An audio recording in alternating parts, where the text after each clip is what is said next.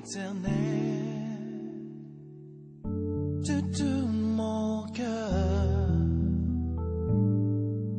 Je louerai l'Éternel de toute mon âme. Je célébrerai. Bonjour à nouveau mes frères et sœurs dans le Seigneur. Je suis très heureux de vous retrouver aujourd'hui pour un nouvel épisode de Parlons-en. Parlons-en qui est un concept où nous parlons de tout ce qui concerne la vie chrétienne, tout ce qui concerne la parole de Dieu, tout ce qui concerne les chrétiens en général. C'est une plateforme où vraiment il n'y a pas de tabou et où nous exposons toutes choses. Donc aujourd'hui, je pense que ce sera notre deuxième épisode de Parlons-en. Nous avons déjà fait un premier épisode avec mes chers frères et sœurs qui sont sur cet écran. Et pour cet épisode, nous avons voulu exposer ou parler de la sexualité chez les chrétiens. Parce que nous avons estimé que c'est un sujet qui nous touche directement. Ce sont des choses que nous vivons même dans nos églises. Et nous voulons, à travers cette plateforme, prendre la liberté de pouvoir discuter ensemble de quelles sont les vues, qu'est-ce que Dieu dit par rapport à ces choses en fait. C'est un peu ça. Le but de ces émissions, ce n'est pas de jeter la pierre à qui que ce soit, mais c'est vraiment de discuter afin que vous puissiez comprendre pourquoi le Seigneur interdit certaines choses ou bien pourquoi le Seigneur est contre certaines choses en fait. Donc, c'est un peu ça. Et j'ai eu la grâce encore, comme la première fois, d'avoir avec moi pour cet épisode mes deux frères et sœurs que j'aime beaucoup. Je parle bien sûr de la sœur Ange. Sœur Ange, est-ce que tu peux dire bonjour? Bonjour.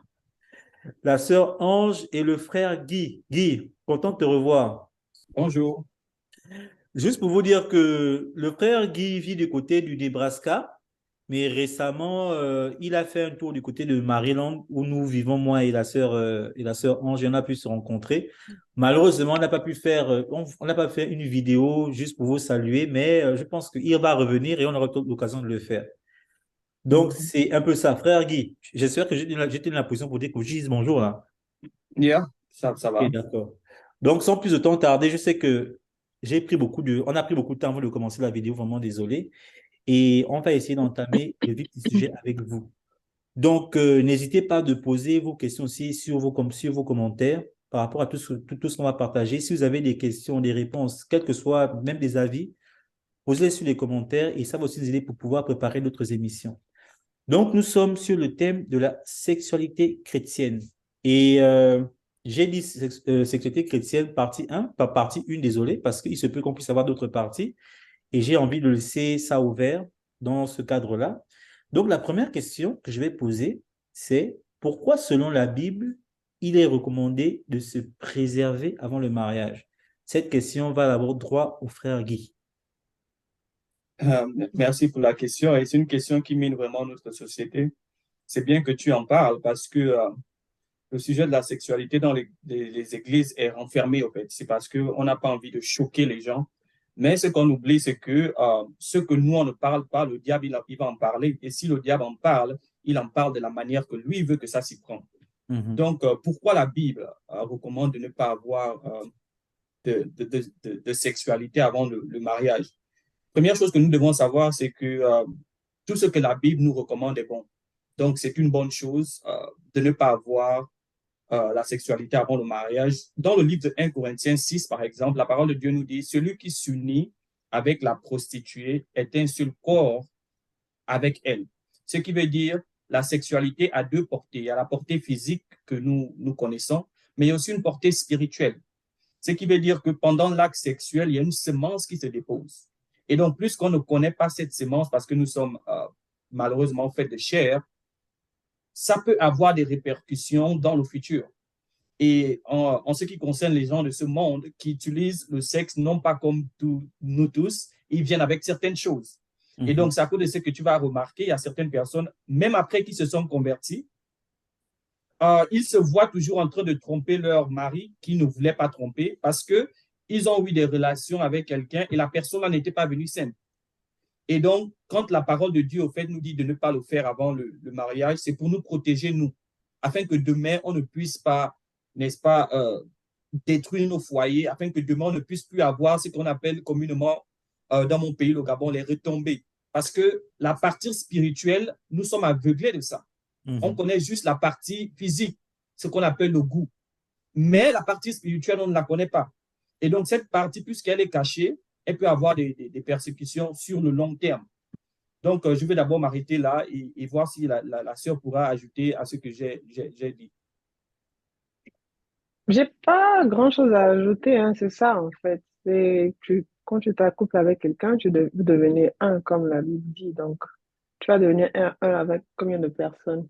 Et il y a aussi un objectif pour lequel Dieu permet qu'un homme et une femme deviennent un, ou du moins s'accouplent. Donc, faut être conscient de cet aspect-là. Faut être conscient de cet aspect-là pour ne pas tomber sur le mauvais chemin. Comme Guy a insinué, le, le diable utilise le sexe aussi. Le diable utilise le sexe pour essayer de détourner les enfants de Dieu. Donc, faut vraiment faire attention. Mais ouais, je suis d'accord avec tout ce qu'il a dit. Juste une petite anecdote par rapport à ça, que c'est quelque chose que j'ai partagé récemment dans un de mes témoignages. Mhm.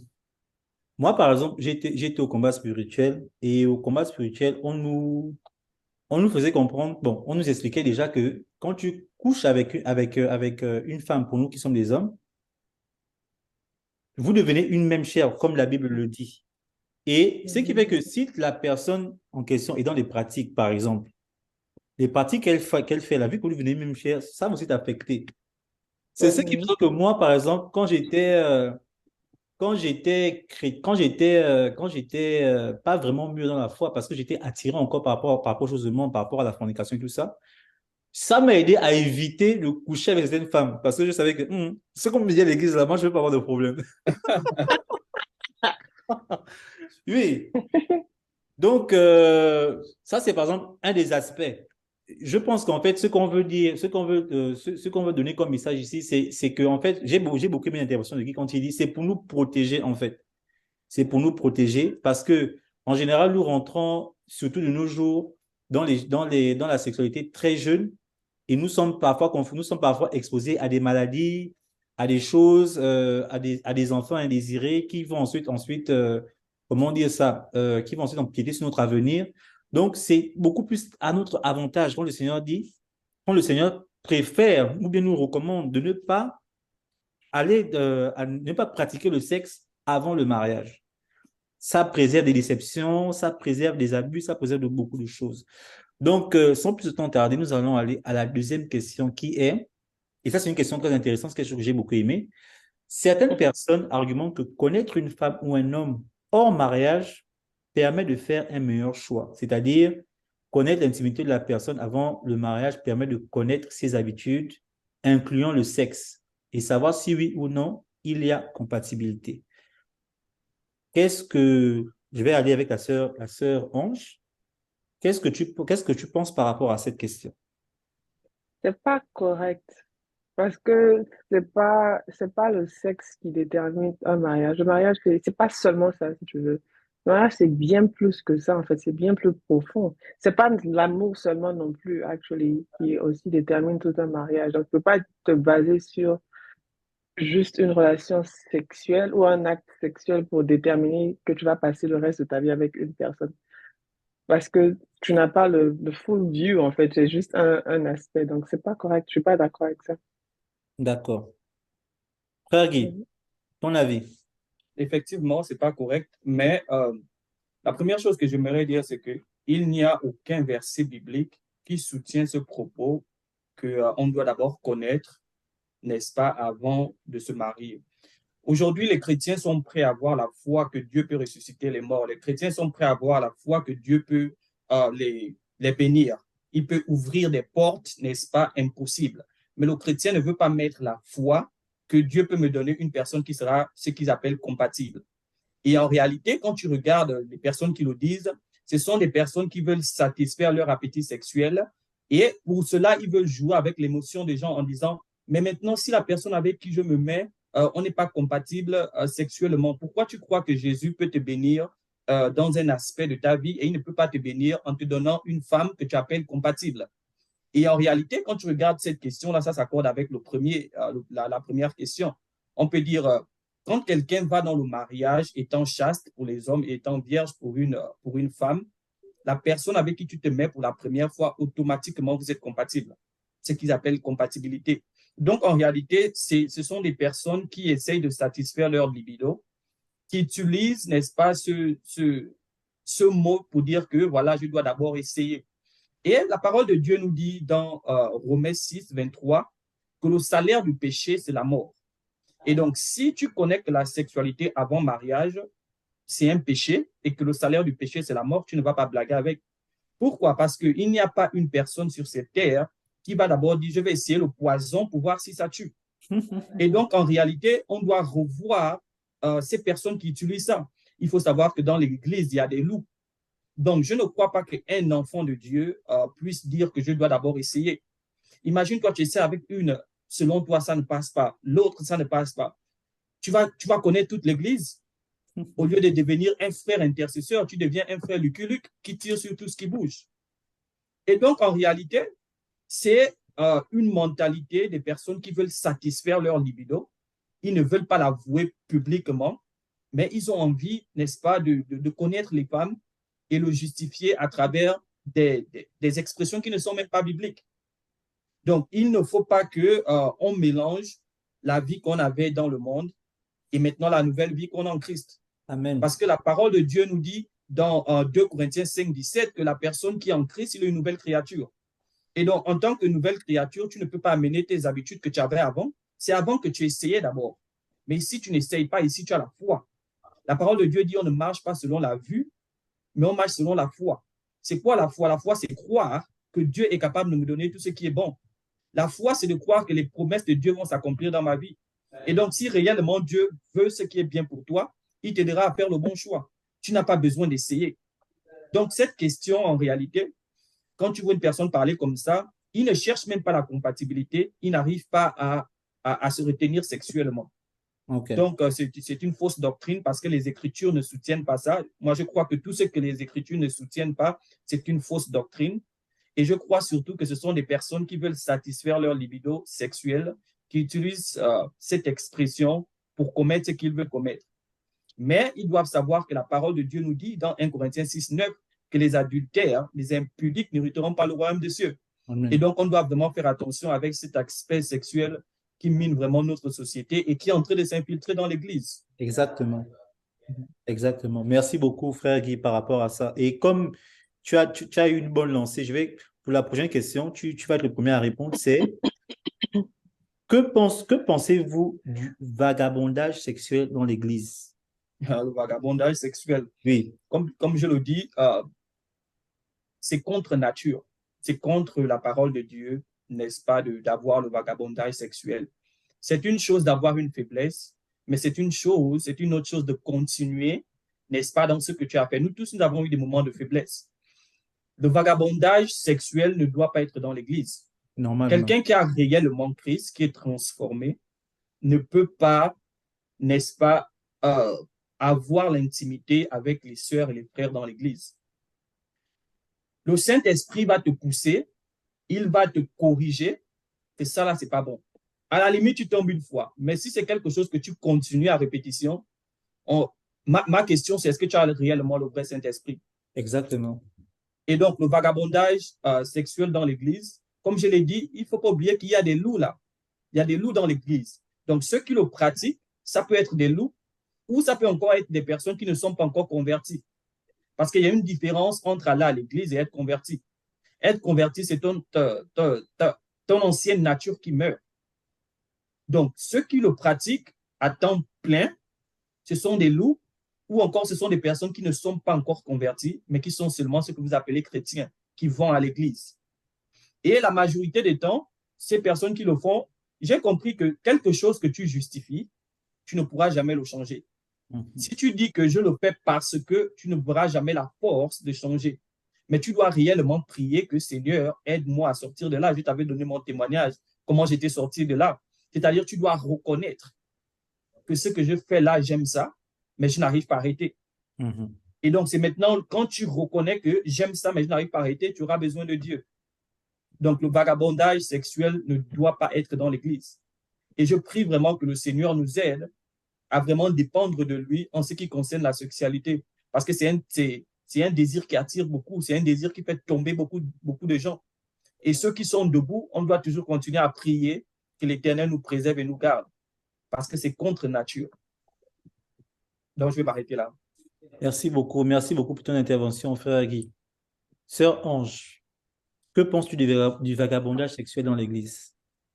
Comment est-ce que juste pour clarifier, comment est-ce que tu définis vagabondage sexuel? C'est-à-dire vagabondage, c'est-à-dire un frère qui couche avec plusieurs sœurs dans l'Église. Ok. Ou bien une sœur qui couche avec, parce que il y a aussi des sœurs, hein, parce que quand tu vas faire ton intervention, je vais te donner mon propre témoignage. On va bien rire, mais ça peut être dans les deux sens. Ça peut être un frère qui couche avec plusieurs sœurs dans l'église ou comme une sœur qui couche avec plusieurs frères dans l'église. Dans l'église. Amin, je sais pas quoi d'autre ajouter ici, ce qui a déjà été dit. Que ce soit dans l'église ou hors de l'église, ce n'est pas correct. Encore. La Bible dit de fuir l'immoralité sexuelle, right? Parce que tout péché, les autres péchés sont hors du corps, mais le péché sexuel, c'est un péché qui est interne. Alors que la Bible dit que ton corps est le temple du Saint-Esprit. Donc, faire pécher sexuellement, c'est pécher contre ton corps, c'est pécher contre Dieu. C'est vraiment un degré, c'est vraiment un truc assez important aux yeux de Dieu. Donc, c'est pas quelque chose à faire. Et en plus il y a une évidence aussi physique, c'est-à-dire que même quand on sort du contexte de l'Église, ce genre de personnes-là ont toujours un manque. Donc, il y a toujours une évidence physique des dégâts en fait que cela crée, ce vagabondage-là, comme dans la vraie vie, mais toute forme de vagabondage, il y a toujours des dégâts qui suivent, n'est-ce pas? Et ces répercussions-là, on les voit même physiquement. Donc, c'est quelque chose à éviter, que ce soit dans le contexte de l'Église, que ce soit hors du contexte de l'Église. On appelle ça la prostitution, en fait. C'est pas vraiment correct. Yeah.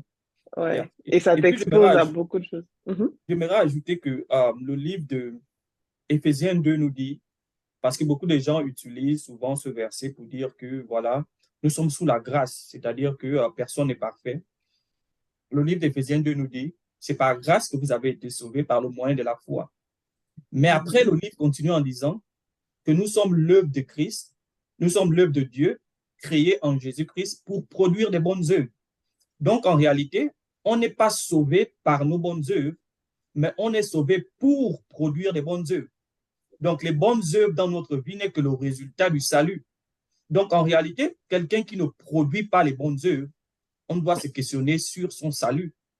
Parce que le salut, ce n'est pas seulement de dire « je reçois Jésus-Christ comme Seigneur et Sauveur ». Mais le salut, c'est la nature qui change. Donc, dire qu'on est sous la grâce et on peut faire ce qu'on veut, en réalité, ça ne s'accorde pas avec les Écritures. Les Écritures disent qu'on a été sauvé pour produire des bonnes œuvres. Donc, les bonnes œuvres doivent être accompagnées de la nature en Christ. Si dans ta vie en Christ, tu n'as pas le before and after, ce qu'on dit en anglais before and after, c'est-à-dire tu as une vie avant et une vie après, tu n'es pas sauvé. Sinon, la parole ment dans 2 Corinthiens 5, 17 quand il dit que tu es une nouvelle créature. Si tu es une nouvelle créature, ça veut dire que tu étais d'abord une ancienne créature. Donc, les personnes qui pratiquent, que ce soit même dans l'église ou hors de l'église, comme la sœur a pu le dire, il n'y a pas la nature de Christ. Amen. Je voulais ajouter quelque chose par rapport à ça, c'est bon? Non, c'est bon, ouais. Je voulais C'est juste clair. je voulais juste ajouter ces petites choses-là, c'est-à-dire, il y a des gens qui sont même très malins. Qu'est-ce qu'ils font? À l'église, ils ont un visage, mais ils pratiquent ces choses-là hors de l'église. Mais quand ils viennent à l'église, c'est monsieur et madame saint. C'est toujours du vagabondage sexuel. Le problème, c'est pas que tu fais ça comme. Voici pourquoi j'ai aimé ce que Ange a dit. Le problème, c'est pas que tu pratiques le vagabondage dans l'église. Que tu le pratiques dans ou hors de l'église, c'est du vagabondage sexuel. Ce n'est pas bon. Si tu n'es pas marié, tu ne peux pas avoir des rapports sexuels pour un frère avec des sœurs et pour une sœur avec des frères. Donc, ça, c'est quelque chose. Et pourquoi j'ai écrit, pourquoi j'ai pensé à cette question, c'est parce que moi, sincèrement, j'ai vu ça beaucoup dans l'église. Et ce qui me choque même, c'est que j'ai vu des sœurs, je parle pas des frères, je parle des sœurs, qui couchent avec des frères dans l'église. J'ai vu ça. Et ces sœurs-là, elles ont des responsabilités. Ce sont les présidents des jeunes dans les églises. Wow. Donc, comptez la façon dont elles s'habillent. Il y a beaucoup, je vous dis, mes frères et sœurs, si j'en parle, c'est parce que c'est vraiment quelque chose que j'ai beaucoup vu. Donc, presque toutes les églises où je suis parti. Et c'est pour ça que je veux vraiment qu'on puisse apporter le message de Christ. Je pense aussi qu'il y a des gens, en fait, qui n'ont pas encore fait la rencontre avec Christ. Qui n'ont pas encore rencontré Jésus-Christ dans leur vie. En fait, je crois que c'est d'abord ça le vrai problème. Eux, ils sont encore perdus, mais ils viennent à l'église, mais ils ne sont pas encore sauvés. Dieu ne les connaît pas. La Bible dit qu'au dernier jour, vous direz, Seigneur, je vous dirai que je ne vous ai jamais connu. Il faut faire très attention. Voici pourquoi j'ai aussi beaucoup aimé l'intervention du frère Guy lorsqu'il parle. Il faut questionner ton salut. Est-ce que toi, tu es réellement sauvé? Est-ce que toi, Dieu te connaît? Et le diable t'utilise pour faire du désordre dans l'église. Si tu as besoin de délivrance, et j'ai beaucoup aimé ce que le frère Guy a dit, si c'est quelque chose que tu aimes, que tu n'arrives pas à laisser, cherche la délivrance. Le Seigneur peut t'aider. Il y a une raison pour laquelle il t'a amené vers lui. Donc, merci beaucoup pour vos interventions. Donc, la sœur Ange, cette question, on va commencer avec toi. C'est, d'après toi, pourquoi le sexe est un danger chez les chrétiens? Pourquoi le sexe est un danger? Le sexe n'est pas un Pourquoi danger. le sexe, c'est-à-dire, excuse-moi, je vais bien clarifier. Quand je dis le sexe est un danger, c'est-à-dire les gens qui ne sont pas mariés, qui pratiquent la fornication, ou bien le vagabondage, comme on l'a défini, pourquoi c'est un danger pour eux, en fait? C'est dans ce cadre-là. Mais c'est un peu comme Guy a répondu au tout début là, parce que ça t'expose. Comme je dis là, c'est une arme que l'ennemi utilise beaucoup. C'est quelque chose, comme aussi j'ai dit tout à l'heure, le péché sexuel, c'est un péché interne. Tout autre péché, c'est hors du corps, mais celui-ci là, c'est avec, tu pèches contre ton corps, la Bible dit, tu pèches contre ton corps, et ton corps est censé être le temple du Saint-Esprit. Donc tu t'exposes et spirituellement et physiquement. Imagine, regarde ce qui arrive quand deux personnes se mettent ensemble, quand deux personnes viennent ensemble pour que ça crée de la vie. Donc, il y a une semence qui vient d'une personne, une autre semence qui vient d'une autre personne. Donc, tu te rends compte que c'est le sang, en fait. C'est la vie qui se mélange et qui crée encore de la vie. Donc, tout ce qui, tu vois, souvent, on parle de génération et des choses qui passent de génération en génération. Ce sont des trucs qui se perpétuent de quelle manière? Au travers du sang, au travers de ce mélange-là. Donc, tu t'exposes spirituellement, tu t'exposes physiquement aussi à plein d'autres choses que tu peux même pas imaginer. Et certaines personnes le savent, il y a des personnes, tu sais pas. Actually, entre parenthèses, tu peux avoir des relations sexuelles avec quelqu'un qui est dans des pratiques bizarres et qui va utiliser justement ce tact-là pour t'envoûter ou bien pour te voler des trucs sans que tu ne le saches.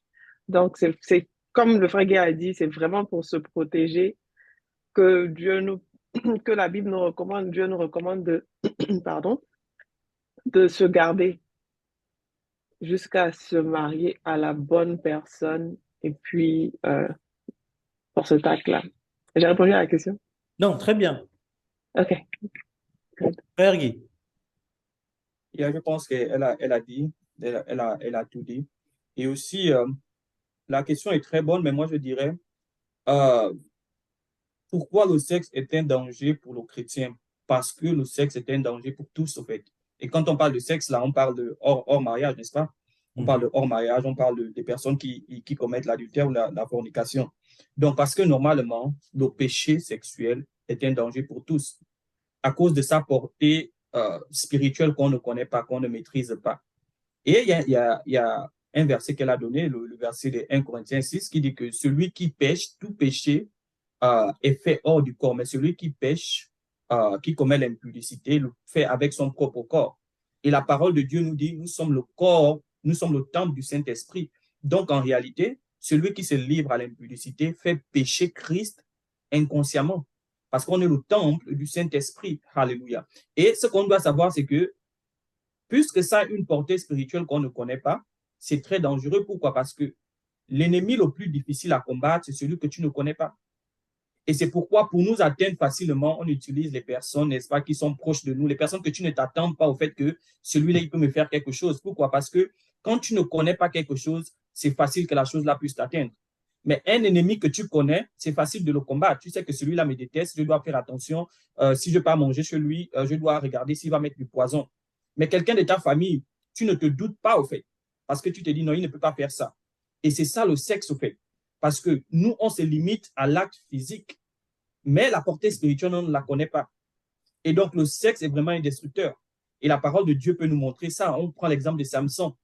Samson, les lions n'ont pas pu le déchirer. Des armées n'ont pas pu le vaincre. Mais c'est le sexe qui l'a anéanti. Et donc, tu vois que le sexe a cette portée que là où les hommes ont échoué, le sexe peut réussir. Et donc, l'une des autres choses que je dis souvent, pourquoi le sexe est dangereux, c'est parce que le sexe est l'un des seuls péchés qui s'accompagne d'un plaisir.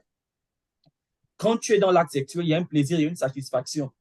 Et tout ce que l'homme trouve de satisfaisant, c'est difficile de le laisser. Je prends un exemple. Ta meilleure nourriture, on va dire, c'est le poulet. Tu as grandi en mangeant le poulet de 1 an jusqu'à 35 ans. Après, tu te convertis, on te dit, manger le poulet, ça devient un péché.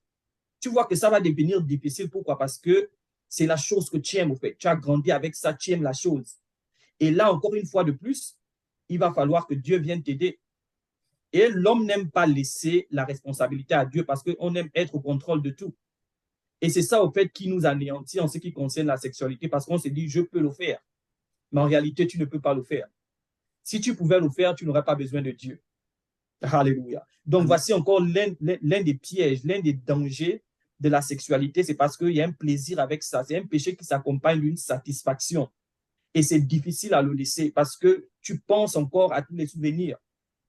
Et c'est un autre danger parce que, comme je l'ai dit, ça a une portée lointaine. Certains conjoints aujourd'hui, là, voilà, tu avais un conjoint qui était très actif sexuellement.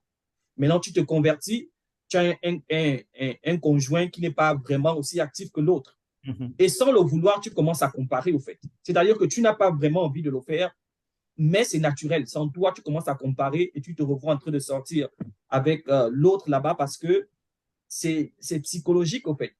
Ou encore, certains témoignages que des gens ont donnés. Personnellement, une personne ne m'a jamais dit ça, mais il y a des personnes qui ont témoigné en disant que parfois, ils étaient avec leur conjoint, mais dans leur tête, ils voyaient l'image de l'autre. Et tu vois que là, maintenant, ça a une portée sur le long terme. Un acte que tu as fait en un jour, comme on le dit souvent communément, les 5 minutes que tu as fait là, ça va affecter 50 ans de vie. Et donc, c'est à cause de ça que c'est dangereux parce que c'est un acte de 1 jour, de 1 minute, qui va tuer toute une vie, en fait.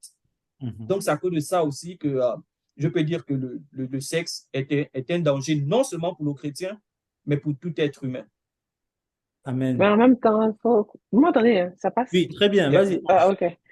Faut clarifier que on parle de péché sexuel. Donc, on parle de l'acte sexuel quand la personne n'est pas mariée ou quand des gens ont des relations hors mariage. Yes. Parce que faut faire la différence. Parce que je pense que chez les chrétiens, je sais pas si on en avait parlé aujourd'hui, mais souvent, justement, le sexe là a toujours une connotation un peu péjorative ou négative, alors que c'est pas un péché en tant que tel.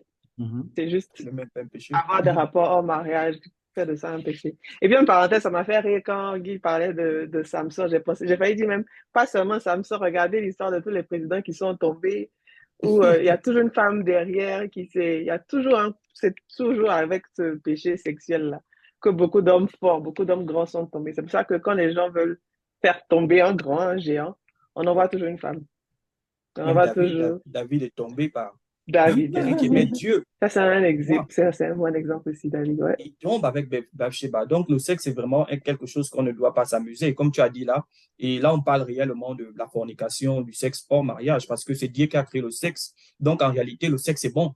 Parce que la parole de Dieu nous dit, il créa le premier jour. Tout ce que Dieu a créé est bon. Mais maintenant, le sexe devient mauvais quand il est utilisé hors contexte. Quand il est utilisé dans le contexte où Dieu ne l'a pas mis, parce que Dieu l'a mis dans le contexte du mariage. C'est comme l'eau. Quand tu as l'eau dans un vase, il est bon. Mais quand tu as l'eau partout dans ce qu'on appelle le flooding, tu vois que ça commence à gaspiller tout. Donc, en réalité, le sexe en lui-même, il est bon. Pourquoi? Parce que c'est Dieu qui l'a créé. Mais il n'est bon que dans les conditions que Dieu lui a placées. Maintenant, quand il sort de ce contexte, c'est là où il devient nuisible, c'est là où il devient destructif. Donc, c'est ce que je voulais encore ajouter. Ange, tu as quelque chose à dire? Non, c'est clair. Bon, c'est vrai que là, on devait passer à la question d'auditeur, mais quand même, je voudrais poser cette question que je n'ai pas prévue parce que je ne veux pas que les gens pensent que, voilà, on veut juste pointer du doigt, c'est pas bon, machin. OK. La question que je vais vous poser, c'est, et je sais que vous n'avez pas préparé cette question-là, OK, mais je vais quand même la poser et le Saint-Esprit va vous Je inspirer. suis préparée pour aucune Et, question, by the way. yeah. Mhm, Bon, OK. mhm. On a parlé du sexe hors cadre que Dieu a donné. Et j'espère qu'on a été assez clair sur les dangers et le pourquoi Dieu ne souhaite pas ça pour nous. Maintenant, euh, est-ce qu'on pourrait répondre à la question de savoir dans quel cadre, en fait, pas dans quel cadre, ça c'est très facile. En fait, la question que j'aimerais poser pour savoir, c'est de savoir comment est-ce que quelqu'un peut sortir euh, peut sortir de la fornication, simplement dit. Parce que il y a des gens, j'ai la foi de croire. Et moi aussi j'étais dedans. Moi, je ne vais pas mentir. Il y a un pasteur qui est venu ici, il a dit ça, il a dit que je ne suis pas venu dans ta chaîne pour mentir. Moi, j'étais dedans. Mais Mhm. j'aimerais savoir, parce qu'il y a des gens qui ont vraiment la bonne volonté de vouloir sortir de là. Quels sont les conseils qu'on peut donner à quelqu'un qui traverse cette situation et qui souhaiterait vraiment sortir du péché sexuel? C'est-à-dire le fait de coucher avec plusieurs hommes, bien plusieurs femmes. Là, c'est une très bonne question et je pense que chacun de nous peut peut-être avoir un témoignage différent, surtout les personnes qui étaient d'abord dans cette pratique et qui ont arrêté. Et tu sais, quand tu arrêtes quelque chose, tu connais ce qui t'a fait arrêter et tu connais mon témoignage, ce qui m'a fait arrêter. Donc, l'une des choses que je peux donner, le conseil que je peux donner, c'est de reconnaître que tu aimes ça. Amen. Tu reconnais que j'aime ça. Et tu ne justifies pas au fait que si je fais ça, c'est parce que. Tout ce que tu peux justifier, tu ne pourras jamais le changer. Si tu justifies que je vole parce que je suis pauvre, tu n'auras jamais la force. La force ne va pas venir d'arrêter le vol. Pourquoi? Parce que tu peux le justifier. Tu peux justifier pourquoi tu voles. Donc, pour arrêter le sexe, tu dois d'abord l'accepter, tu dois l'appeler comme il est. Tu sais, quand on dit le Amen. sexe, ça fait un peu mignon. Tu dois dire, je suis adultère, je suis impudique. Et ça va faire en sorte que quand tu réalises ça, ça va te ramener dans la parole qui dit que les impudiques n'hériteront pas le royaume des cieux. Tu dis, Seigneur, aide-moi. J'ai vraiment envie d'arrêter ce péché. Mais Amen. j'aime ça, Seigneur. Je ne le justifie pas, je suis faible. Mais je sais qu'avec toi, je suis fort. Ta parole de Dieu déclare que celui qui est faible en toi, toi, tu le rends fort. Seigneur, je suis faible dans cette voie. J'aime la chose. Aide-moi, Père éternel. Enlève, parce que ici, là, ce n'est pas juste arrêter pendant un jour. Pour arrêter quelque chose pendant un jour, c'est une petite prière. Mais il faut aller à la racine. Parce que quand tu enlèves quelque chose depuis la racine, c'est là où ça ne pousse plus. Mais si tu enlèves seulement les branches, ça va encore repousser. Donc, tu dois aller à la racine même de la chose pour dire qu'on enlève la chose. Tu dis, Seigneur, enlève le désir. Enlève le désir là en moi. Et ne cherche jamais à te justifier. Et l'une des erreurs que je vois encore, c'est que beaucoup de gens justifient en disant, même les grands hommes de Dieu tombent. Même David est tombé, celui qui avait le cœur de Dieu. Et ça, c'est la chose la pire au monde. Tu ne vas plus jamais arrêter l'impudicité parce que tu as le grand David qui est tombé. Tu vas te dire, mais même si David, qui suis-je? Même le grand Abraham est tombé. Donc, qui suis-je? Et donc là, tu fais quoi? Tu es en train d'amplifier le péché et tu te diminues. Tu amplifies le péché, tu diminues le Dieu que tu sers. Mais Mhm. ce que tu dois faire, tu dois diminuer le péché et amplifier le Dieu que tu sers. Tu dois dire, mon Dieu, il est grand, il est capable de me faire vaincre cela. Et quand tu fais ça, crois-moi, il va venir t'aider. Nous sommes tous passés par là. Je suis passé par là. Ma vie chrétienne, je te l'avais dit, c'était un pied dedans, un pied dehors. Mais pourtant, je voulais arrêter. Et je mentais à chaque fois quand j'étais autour des autres. Mais après, je me suis dit, Seigneur, j'ai envie d'avoir un vrai témoignage. Je n'ai Amen. plus envie de continuer à mentir. Aide-moi, papa. C'est comme ça qu'il m'a aidé. Il y a l'humilité. Quand tu as envie d'arrêter ça, il y a l'humilité. Ne mens pas. Sois vrai, dis j'ai envie d'abandonner, mais je n'arrive pas. Et c'est la seule manière pour toi de pouvoir sortir. Bon, pas la seule manière, l'une des manières, parce que je pense que la sœur Ange va aussi apporter une autre manière sûrement. Oui, Ouais. bon, Ange, tu as la parole. C'est pour ça que tu vois, j'ai vraiment souhaité qu'il y ait une femme, parce que tu vois, nous sommes des hommes. Sinon, on va se demander comment nous on fait. Mais vous, les femmes, comment vous vous faites? Non, ça n'a rien à voir avec femme ou homme. Ça n'a rien à voir avec que ce soit femme ou homme. Je pense que Guy a mentionné Ce qu'il a mentionné est très correct, c'est cette humilité-là, il peut reconnaître, quoi. Dieu est notre papa. Il va pas nous... C'est que j'ai appris quelque chose dernièrement là, qui était tellement vrai. Dieu n'est pas là à attendre, à regarder que tu fasses une erreur et puis te juger. OK, j'attendais ce moment-là, tu as fait une erreur, voilà, c'est fini, tu vas en enfer. Non, regarde, je te donne toutes les chances possibles. Donc, il Mhm, s'attend à ce que tu viennes à lui, en fait. On connaît l'histoire du fils prodige, n'est-ce pas? C'est mhm. prodige ou prodigue? Comment on dit ça en français? Prodige? Prodigue? Prodigue. Prodigue, ok, l'enfant prodigue, ok. Mhm, So, quand il est revenu, il y a eu une fête qui a été faite en son honneur, malgré qu'il ait dilapidé l'argent de son papa, malgré mhm, qu'il soit allé justement vivre une vie impudique. Mais il est revenu, il y avait son papa qui était là et qui l'attendait. Donc, mhm. c'est être humble vraiment là et aller devant Dieu. Il n'y a rien que tu puisses faire de toi-même, quoi. Même prier, like, la Bible dit qu'on ne sait pas ce qu'il convient de demander à Dieu. C'est pour ça que Dieu nous envoie le Saint-Esprit pour nous aider, en fait. On a besoin d'une aide. On n'est pas capable de prendre des choix, même de faire des choix, pardon, de nous-mêmes. Donc, c'est être humble, reconnaître que tu as des difficultés, aller devant Dieu, ferme la porte de ta chambre, comme il a dit, parle-lui Mhm, sincèrement, et puis il va t'aider. Un autre truc qui est important, c'est l'environnement. Le, l'environnement dans lequel tu te retrouves. Tant que l'enfant prodigue, pardon, était dans l'environnement dans lequel il était là, il allait continuer à sombrer, à sombrer. Mais une fois qu'il est sorti de là, qu'il est revenu chez son papa, une fois qu'il est mhm, revenu à la maison, en fait, du père, sa vie a changé. Il y a certaines personnes c'est vraiment la pression des pères, quoi, qui fait que ça continue. Si tu as mhm, envie de changer, tu as envie de sortir de là, sors de l'environnement qui fait que tu tombes, en fait. Tant que tu es mhm. dans cet environnement-là, tu vas toujours tomber. Mais une fois que tu sors de là, tu vas voir qu'il y aura un changement. Donc, c'est ça. Donc, l'humilité, reconnaître vraiment que tu n'en peux pas, que tu n'en peux plus, que tu n'as pas la force de le faire, aller devant Dieu pour demander qu'il aide. Et puis, c'est l'environnement, sortir de l'environnement qui te fait pécher. Wow, sortir de l'environnement est très, très important, quoi. C'est vraiment un Mm. aspect qu'on doit beaucoup évoquer parce que quand tu sais où tu vas, automatiquement, tu sais aussi où tu ne vas pas. Quand tu connais les Justement. endroits où tu dois aller, automatiquement, tu connais les endroits où tu ne dois pas aller. Et donc, si quelqu'un a une faiblesse pour la cigarette, le meilleur endroit pour toi d'être, c'est où il n'y a pas de fumeurs.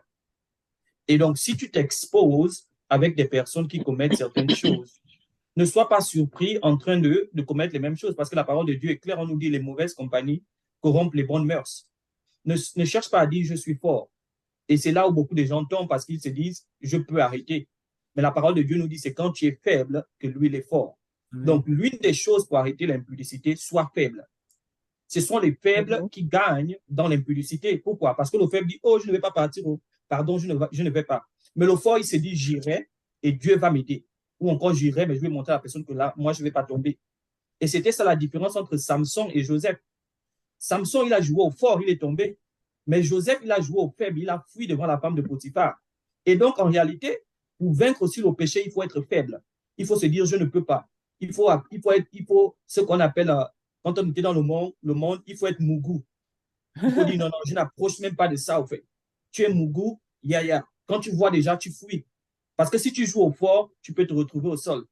Donc, l'une des choses, en plus de l'environnement, qui est un très bon point qu'elle a mentionné, c'est d'être faible. Ne cherche pas à vouloir aller et dire que Dieu va m'aider. C'est comme une femme, un homme t'invite, tu sais les intentions qu'il a. Mais tu es Mhm. en train de prier que Seigneur, où je suis en train d'aller, fais en sorte que rien ne se passe. Non, non, non, non, n'y va pas. Pourquoi tu pries et tu. Non, non, non, n'y va pas. Reste. Dis non, non, non, moi je préfère ne pas partir au jeu. Ya. Parce que quand tu vas, ne dis pas que Dieu aide-moi là-bas. Non, non, non, non. Donc, c'est aussi ça l'intelligence. Je pense que l'intelligence aussi est un aspect pour arrêter ce genre de choses. Sois intelligent dans ce que tu fais. Donc, c'est ce que je voulais aussi apporter. Et juste pour clarifier, hein, quand je parle d'environnement, ça comprend même les connexions, genre avec les relations Mhm.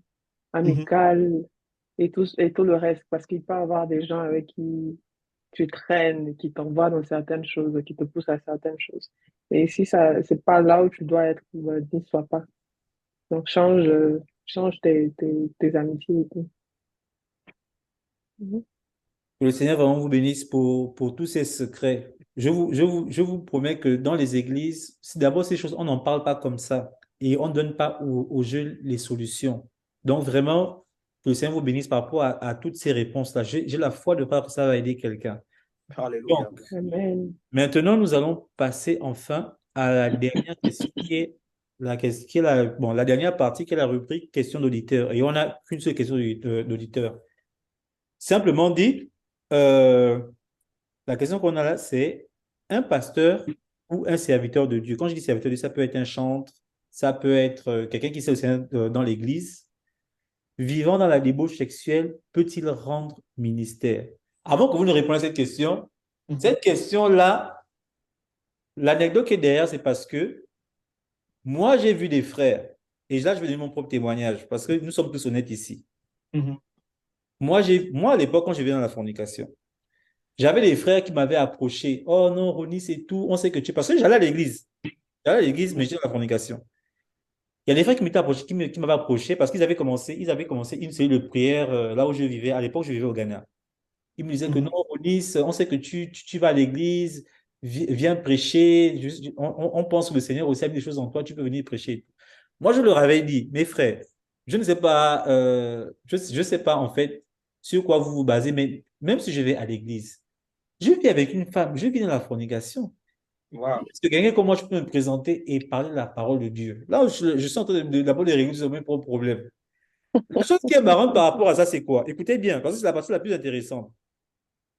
Les frères et tout, après, on quitte le Ghana, on se retrouve au Gabon et tout. Et c'est là où je me rends compte que les frères en question étaient dans la fornication, ils couchaient avec les sœurs. Et c'est pour ça, ça m'a beaucoup frustré. Je me suis dit que, oh, donc il y a des gens en fait qui sont courageux à ce point. C'est-à-dire que parce qu'eux, ils prêchaient. Pendant ces ils prêchaient. Donc il y a des gens, ils ont ce courage-là malgré qu'ils sont dans le péché, ils n'ont pas peur de rendre ministère, de prêcher la parole. C'est pour ça cette question en fait. Parce que, enfin, des gens vont penser que non, c'est pas possible, que quelqu'un qui est pasteur ne peut pas faire ça. Si, c'est possible. Je vous le dis, c'est possible. Donc, par rapport à ça, c'est la question qui est posée. Un pasteur ou un serviteur de Dieu, et je vous ai défini c'est quoi, ça peut être quoi un serviteur de Dieu, qui vit dans la fornication, mais dans la débauche sexuelle, peut-il rendre ministère? Donc, la sœur Ange, tu veux commencer? Non, commence avec le frère Guy. Ok, frère Guy, vas-y. Bien, c'est possible et tu l'as déjà expliqué, quoi. Et même la manière que tu l'as expliqué, on a vu que c'est possible. Et le psaume 103 nous dit que le Seigneur est lent à la colère et riche en bonté. Donc, ça veut dire que la colère de Dieu prend du temps.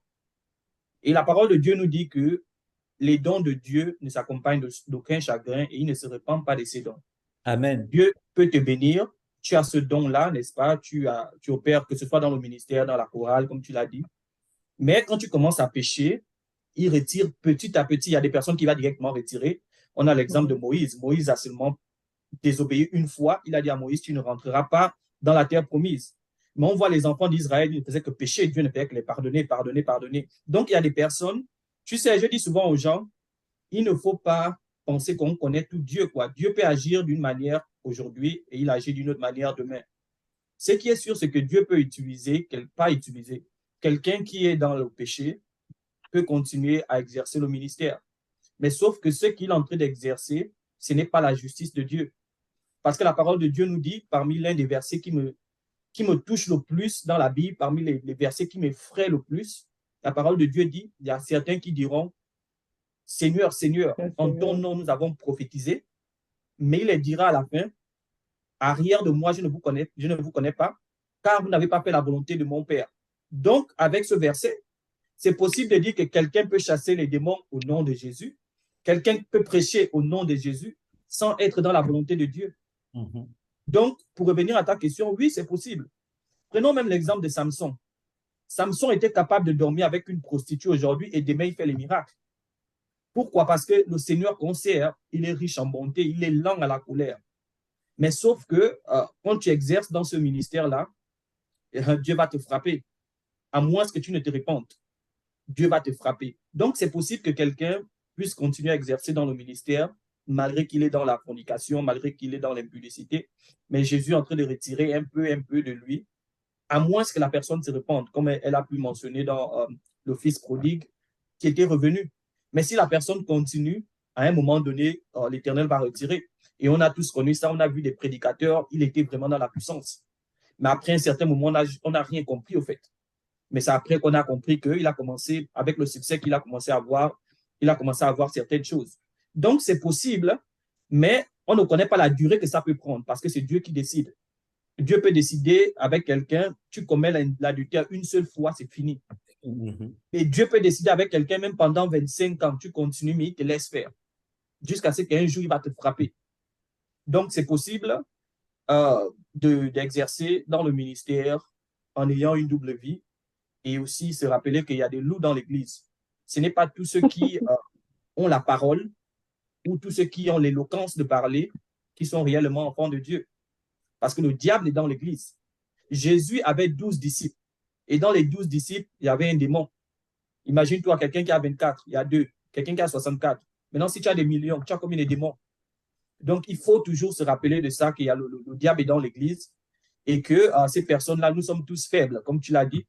Et ça peut être un moment de faiblesse parce qu'il faut faire une différence entre un moment de faiblesse et une vie continuelle de péché.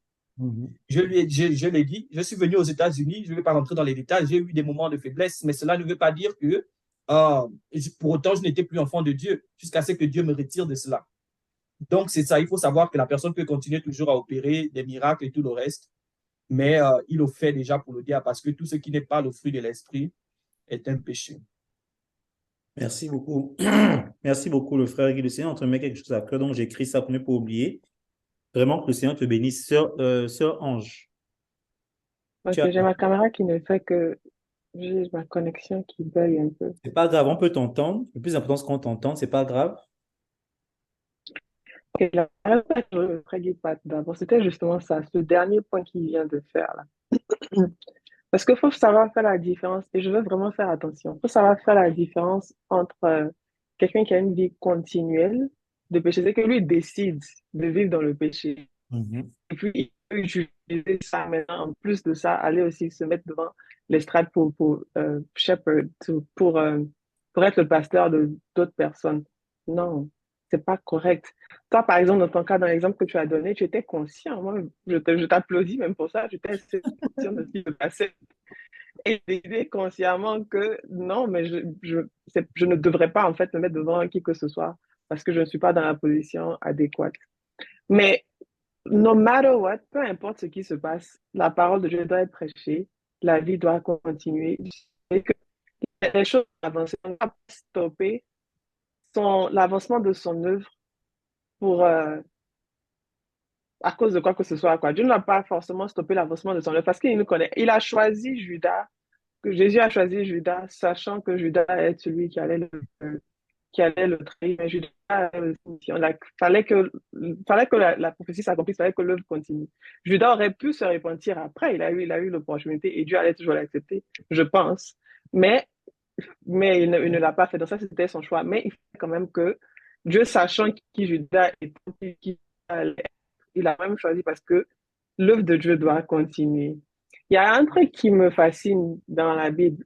Pierre, il y a je n'ai pas les références exactes, mais il y a quelque part après,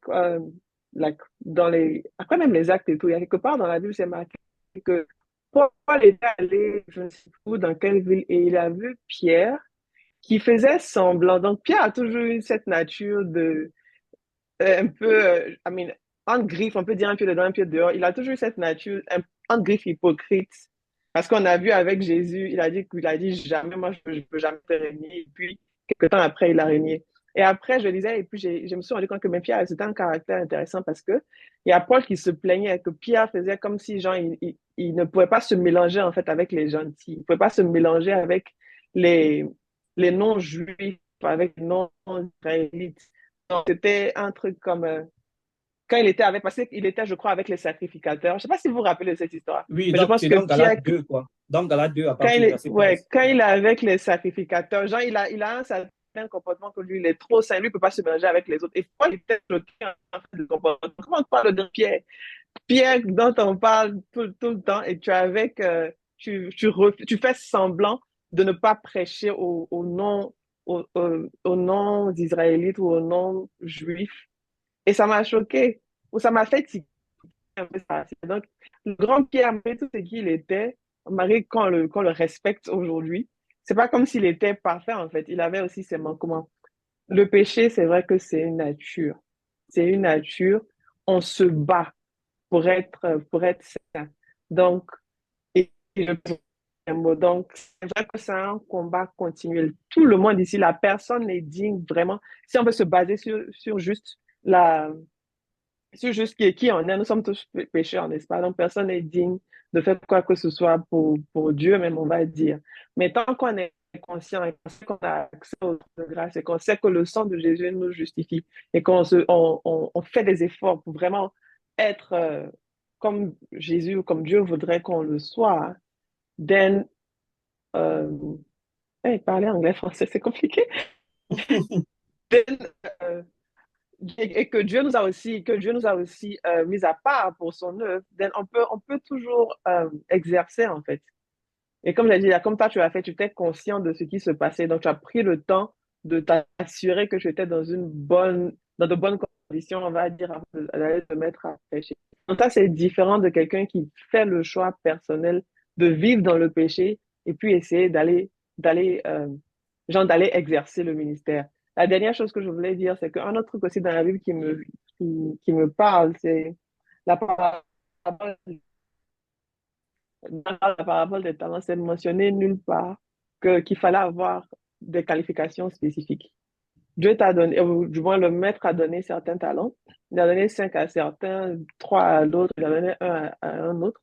Et quand il revenait, il veut juste un résultat. Il n'a pas de savoir X, Y et Z. Et donc, ceux qui ont mis la main à la pâte, ceux qui ont œuvré, il y a eu une récompense, il y a eu une multiplication, il y a eu des résultats qu'ils ont pu présenter au maître. Et celui qui n'a rien fait, qui allait fuir cela, il n'a pas de résultat. Et puis, il y a eu des répercussions. C'est vrai qu'il n'a rien fait, mais il n'a pas perdu le talent, il l'a gardé. Mais ça n'a pas servi, en fait. Ce talent-là n'a pas servi. Et parce que ça n'a pas servi, le maître n'était pas content, en fait. Et donc, ça, c'était un griffin péché. Je ne sais pas si tu me comprends.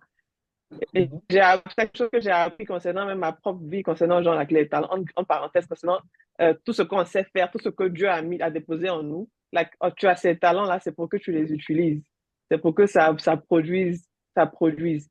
Et le verset, justement, un autre verset que j'avais en tête pendant que j'étais dans Matthieu 7, là. À la fin du film, l'œuvre de Dieu doit être faite. Maintenant, à toi de choisir comment est-ce que tu l'as fait. Si tu l'as fait si tu l'as fait de la bonne manière, ou si tu l'as fait de la mauvaise manière. Au dernier jour, comme la Bible Guy a si bien dit, Dieu dira, certains diront, Seigneur, Seigneur, nous avons chassé les démons en ton nom, etc., etc.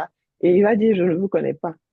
Donc, ça, je ne sais pas si tu comprends un peu la différence, là, que l'œuvre de Dieu doit être faite, no matter what. Et Dieu s'assure que le son donc, ça continue. Mais il veut aussi, il voudrait aussi que nous, ou que les personnes qu'il a mises à part pour to carry that work, pour, euh, pour, pour, euh, pour travailler cette œuvre-là, que ces personnes-là puissent le faire de la bonne manière. Si elles ne le font pas, ils vont payer le prix. Comme Guy a dit, là, ils vont enlever petit à petit où il y aura des répercussions quelque part, mais ça n'empêche pas ou ça ne stoppe pas l'œuvre de Dieu de continuer. J'espère que j'ai été claire. Mhm. C'est bon, Ange? Oui, c'est bon, tu as fini ton intervention? Oui, oui, oui. Donc, sur ce, mhm. Merci beaucoup pour ce que tu as dit. J'aime en fait quand parce qu'en fait, ça nous pousse à nous tous réfléchir. Tu vois, ça nous pousse à la réflexion. En fait, ce que j'aime, c'est, en fait, il n'y a pas de réponse, il n'y a pas qu'une seule réponse. En fait, ce sont les réponses qui nous amènent à Mhm. réfléchir. Et c'est très important parce que c'est pour ça que nous faisons Parlons-en. Donc, frère Guy, tu as autre chose à dire par rapport à ça? Non, je pense qu'elle a tout dit et savoir que quand on parle de que l'œuvre de Dieu va toujours continuer, c'est-à-dire que peu importe ce qu'on fait, j'ai compris qu'on accomplit la volonté de Dieu. Mais il y a ce qu'on appelle la volonté parfaite de Dieu et la volonté permissive de Dieu.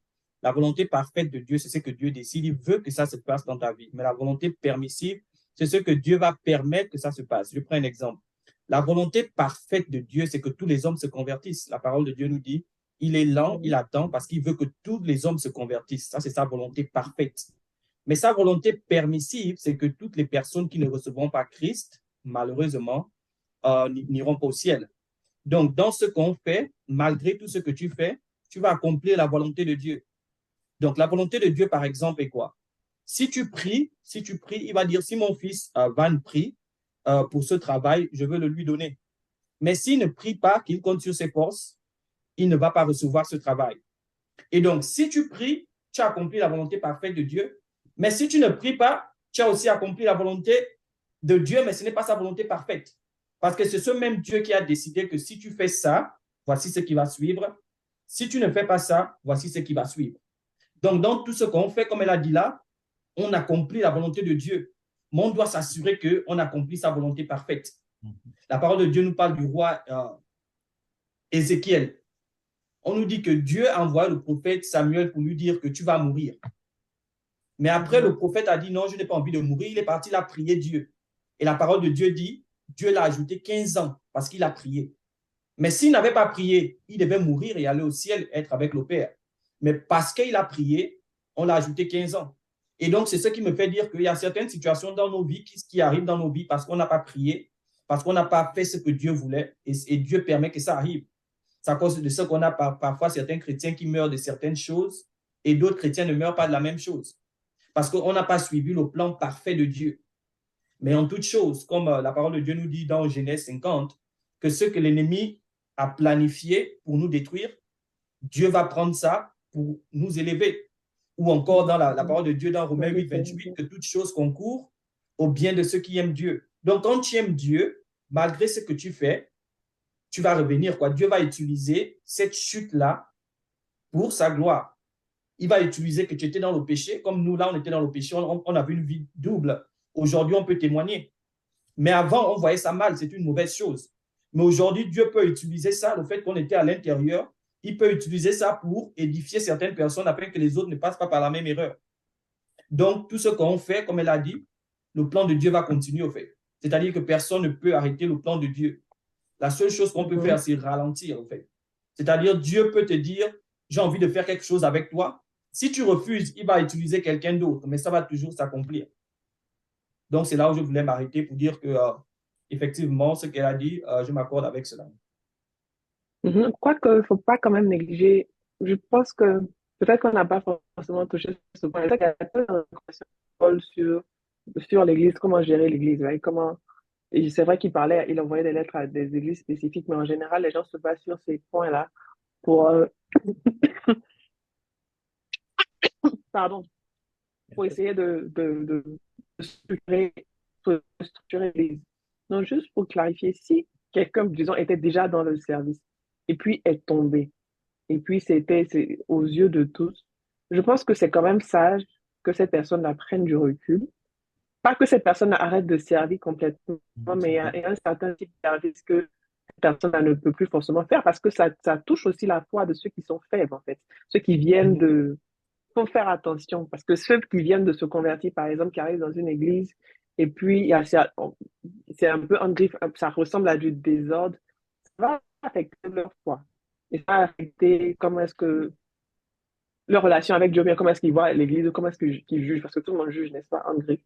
Donc, je veux juste faire au moins cette clarification-là. C'est mieux, si par exemple, il y a quelqu'un qui servait déjà, qui était devant la main, puis la personne est tombée, c'est mieux que la personne prenne du recul, que la personne n'arrête pas de servir Dieu complètement, mais que la personne ne se mette pas à un certain niveau où ça peut affecter la foi de ceux qui ne sont pas forcément assez mûrs encore.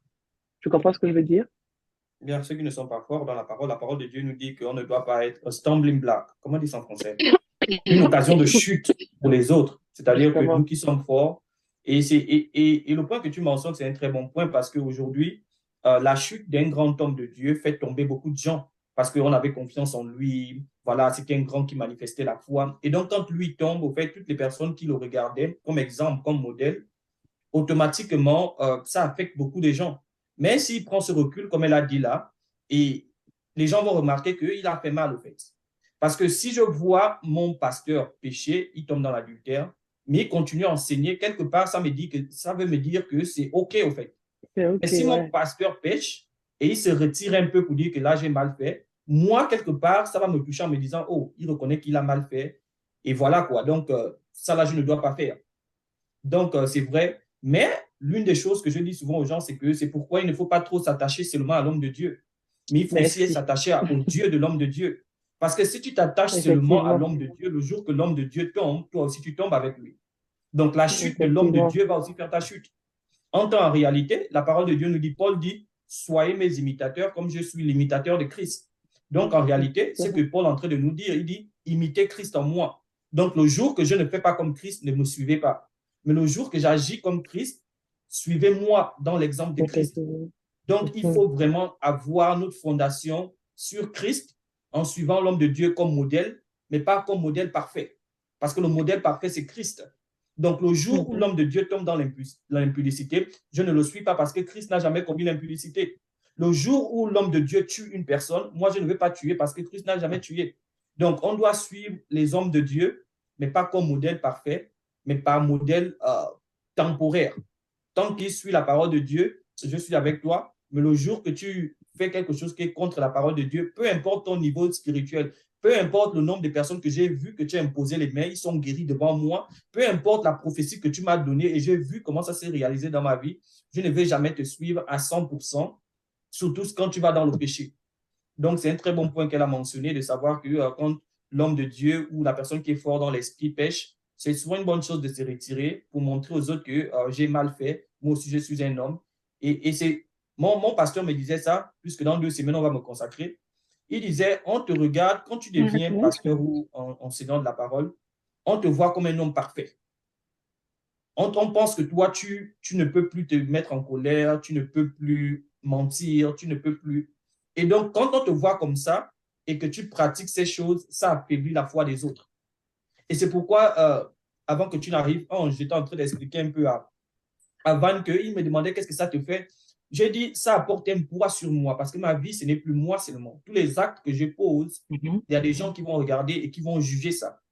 Et donc, ce qu'on appelle j'ai une vie privée, en réalité, je n'ai plus de vie privée. Parce que ma vie privée, elle est secrète, elle est publique pour plusieurs. Donc, je n'ai plus de vie privée. Ma vie privée doit être propre de la même manière qu'elle est publique. Parce que ce que j'appelle vie privée peut affecter plusieurs personnes. Mais on doit toujours se rappeler, frères et sœurs, que peu importe le titre, vous qui nous regardez, peu importe le titre d'un homme de Dieu, il peut avoir certaines faiblesses. Et donc, ce n'est pas parce qu'il est tombé dans une chose, et si tu sais que ce qu'il a fait, c'est un péché, que sa chute ne te passe pas tomber. Regarde à Jésus, parce que Jésus n'est jamais tombé. Jésus n'a jamais déçu. C'est pourquoi tu dois toujours t'attacher à lui, parce que c'est lui le socle, parce que c'est lui l'alpha et l'oméga, parce que c'est lui qui est mort sur la croix pour toi. L'homme de Dieu n'est pas mort sur la croix pour toi. L'homme de Dieu n'est pas alpha et oméga, mais Jésus-Christ seul est l'alpha et l'oméga. Et c'est à lui que tu dois t'attacher pour le restant de ta vie. Au nom de Jésus-Christ, soyez tous bénis. Amen. Amen. Oh, je suis à me rentrer dans Amen, pasteur. On a senti l'onction. Oui, bon, je vais profiter aussi parce que je ne voulais pas le dire, mais comme toi, tu as donné déjà l'indice, notre frère Guy va être constaté pasteur dans bientôt. Comme vous pouvez le constater, c'est quelqu'un avec qui le Seigneur travaille beaucoup avec lui. Et nous avons, heureusement que nous l'avons eu avant qu'il soit pasteur, comme s'il ne va pas faire, parce que quand on voulait l'attraper, il a dit non, moi je suis plutôt occupé avec lui. Donc, mais non, je le connais, je sais que Guy n'est pas comme ça, je sais que Guy n'est pas comme ça. Donc, mais c'est vraiment une grâce, notre rencontre, le fait que tu sois avec nous sur cette plateforme, et j'ai la foi de croire qu'on va continuer de travailler ensemble. Amen. Donc, tout a été dit. Je voulais ajouter je voulais dire des choses, mais je préfère laisser tout un chacun de nous à sa réflexion.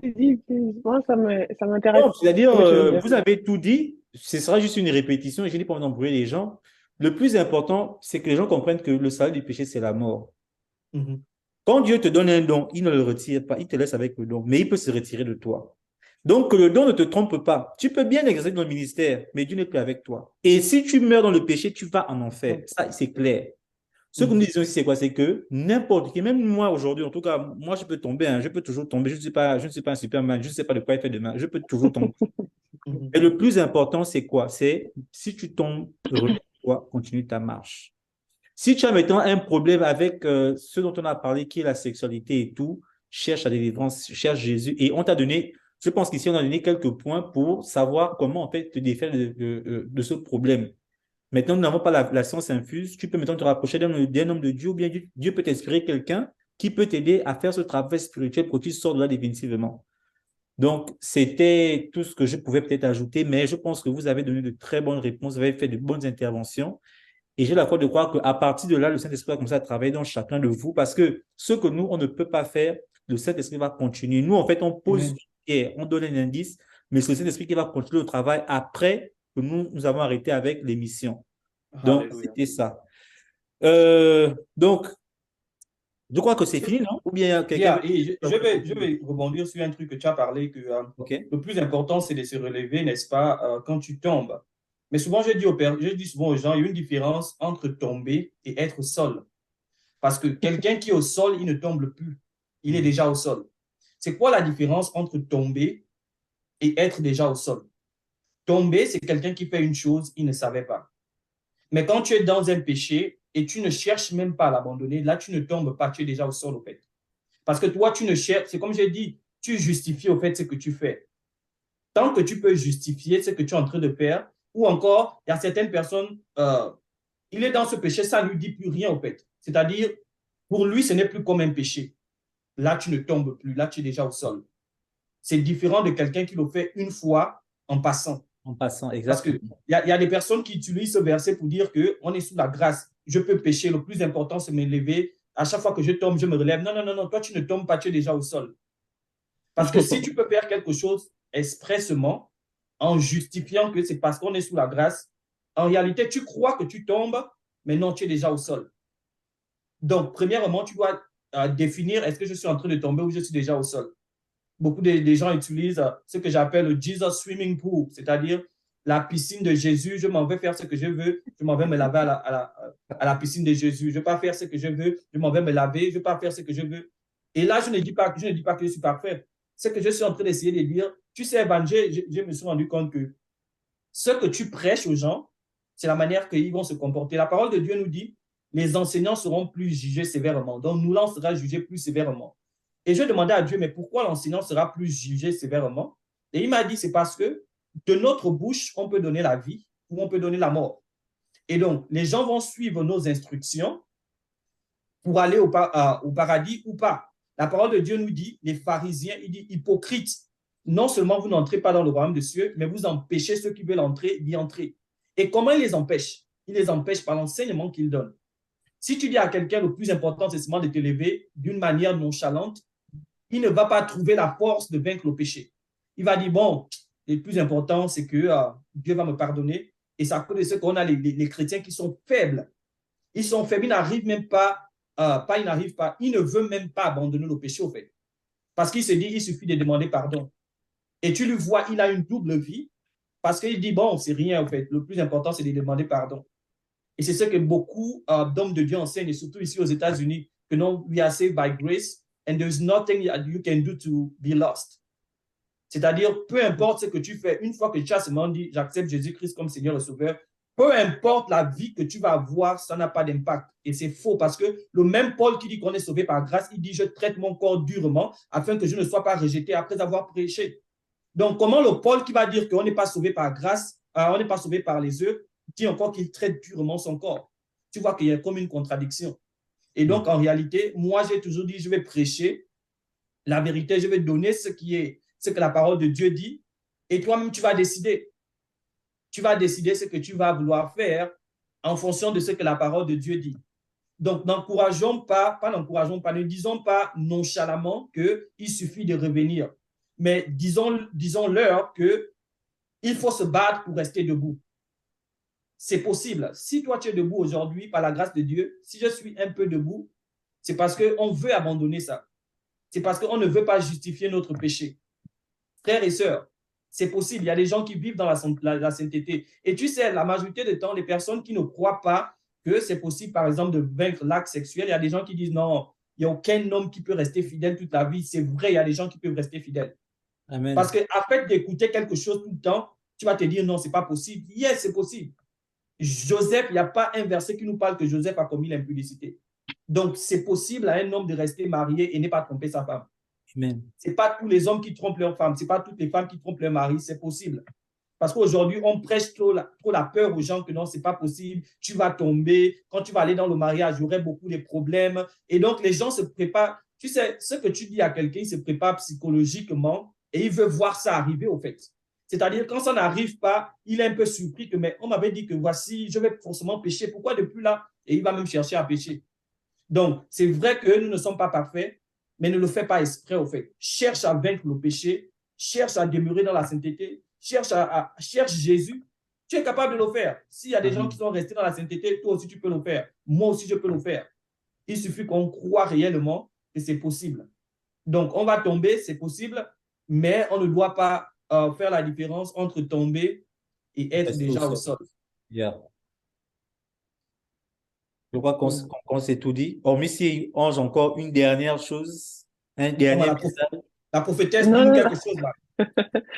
Non, c'est juste pour accompagner ce que je disais, effectivement, la Bible dit quoi? Que depuis le temps de Jean-Baptiste, le royaume de Dieu est... Et pour les violents. Les violents le prennent par force. Forcé, justement, c'est ceux les violents qui s'en emparent. Donc, c'est pas que tu as accepté juste Jésus et puis c'est fini, tu t'arrêtes là. Non, c'est là que le travail commence, en fait. C'est là que l'œuvre commence. So, juste pour ajouter ça. Je pense que Van, en parenthèse, le sujet là m'intéresse, le sujet de ne pas se fier au pasteur seulement, de ne pas juste, comme on a dit tout à l'heure, quand ton pasteur tombe, toi aussi tu tombes là, ce sujet-là. Je pense qu'il faut qu'on en parle aussi. Amen. Non, non, on va s'appeler. Demain, tu seras à l'église. Non, est-ce que demain on va se voir? En tout cas, si tu n'es pas, si tu ne se vois pas, on s'appelle. On s'appelle. Donc, les auditeurs, vous voyez, on va travailler sur un sujet et on va travailler avec la sœur Ange. Et je t'attends au tournant parce que j'ai besoin qu'on travaille dessus. Bon, écoutez, je pense qu'on s'est tout dit. C'est bon? Yes. Donc, vraiment, merci à tous ceux qui nous ont suivis. Et si vous avez trouvé ce sujet intéressant, partagez-le. Moi, mon souhait, c'est que vous le partagez beaucoup dans les églises parce que ce sont des choses qui se passent dans nos églises. Soyons sincères et honnêtes envers nous-mêmes. Et c'est souvent difficile pour les pasteurs parce que les pasteurs, eux, ils jouent ils jouent un jeu. Les pasteurs, je comprends le problème, c'est parce qu'ils veulent les membres. Donc, ils ont du mal à parler du péché. Nous, on ne veut pas les membres. Donc, nous, on parle de tout. Parce que la fin, ce sera quand la Bible dit que nous serons jugés par rapport à nos œuvres. Attention. Tout ce que nous faisons aujourd'hui, même si c'est dans le secret, ça va sortir devant le jugement. Et devant le jugement, ce sera trop tard. Nous, on espère et on a le souhait que tu peux éviter ça aujourd'hui. Ça peut commencer même maintenant dans ta vie. Et comme le frère Guy l'a dit, moi-même, j'ai mon propre témoignage dedans. Nous ne voulons pas dire que nous sommes parfaits. On n'a jamais fait. On a fait. On est sorti. Et on vous encourage aussi. On vous dit que c'est possible. Donc, c'est avec ce mot de fin que je vais laisser tout à chacun de vous. Donc, merci à vraiment nos deux intervenants. Vraiment que le Seigneur vous bénisse. Je prie vraiment qu'on puisse continuer de travailler ensemble par rapport à ça. Je sais que c'est difficile pour nous parce que le frère Guy, il est au Nebraska. On a 1 heure décalage. La sœur Ange souvent travaille. Là, par exemple, elle est venue à l'émission, mais elle était fatiguée. Mais elle a dit que comme j'ai pris l'engagement, je vais faire. Et que le Seigneur se souvienne de vous par rapport à ça. Amen. Et ma seule prière. Malheureusement, je ne suis pas encore riche. Sinon, je devais vous envoyer un petit... Amen. Je vais écrire ça à côté. Quand il sera riche, en tout cas, déjà. C'est vrai, merci pour notre... Non, on est le 25 mars 2023. La Bible dit... 18h58. Non, la Bible dit, même si la femme peut oublier l'enfant qu'elle a allaité, moi, je ne vous oublierai jamais. Que le Seigneur, ça, c'est ma prière. Et je pense que c'est plus puissant que l'argent. Que le Seigneur ne vous oublie jamais. Yes, sir. Voilà. Mais la bénédiction financière aussi va venir. Donc, on va arrêter l'émission. On se dit à un prochain épisode. On va travailler sur d'autres thèmes et on reviendra vers vous. Donc, soyez bénis. Que le Seigneur vous bénisse là où vous êtes. Et on se dit à la prochaine. Bye bye. Bye. Shalom.